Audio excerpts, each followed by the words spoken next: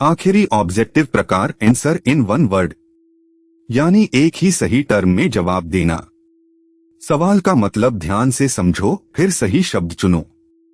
हम 5 सवाल करेंगे, छोटे पर पक्के जवाब। पहला सवाल, ग्राहकों से कैश लेना कौन सी एक्टिविटी है? ग्राहकों से पैसा लेना हमारा रोज का कारोबार है, माल बेचकर पैसा। तो ये ऑपरेटिंग एक्टिविटी है। जवाब ऑपरेटिंग। दूसरा सवाल, शॉर्ट टर्म यानी छोटी अवधि की वित्तीय स्थिति जानने के लिए कौन सा स्टेटमेंट बनाते हैं? Cash flow statement. ये दिखाता है कि आज बिजनेस में कितना कैश है और कैसे बदला, यही छोटी अवधि की स्थिति। जवाब कैश फ्लो स्टेटमेंट।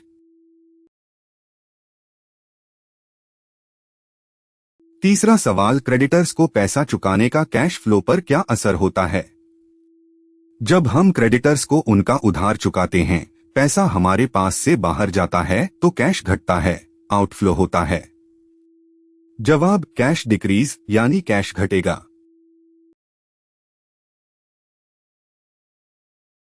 चौथा सवाल, ऐसी चीज जो इनकम बढ़ाती है पर कैश नहीं बढ़ाती। एक्रूड इनकम यानी प्राप्त होने वाली आय जो अभी हाथ में नहीं आई।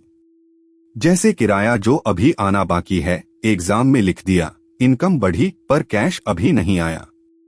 जवाब एक्रूड इनकम।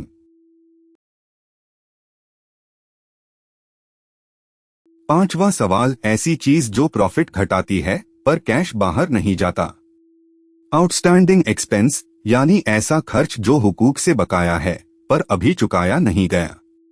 जैसे बकाया मजदूरी, प्रॉफिट घटा पर कैश अभी निकला नहीं। जवाब आउटस्टैंडिंग एक्सपेंस। पांचों जवाब फाइनल। ग्राहक से कैश ऑपरेटिंग, शॉर्ट टर्म स्थिति कैश फ्लो स्टेटमेंट, क्रेडिटर्स को पैसा दिया कैश घटा, इनकम बढ़े कैश ना बढ़े एक्रूड इनकम, प्रॉफिट घटे कैश ना निकले आउटस्टैंडिंग एक्सपेंस। ऑब्जेक्टिव सेक्शन का पूरा रिवाइजल हो गया।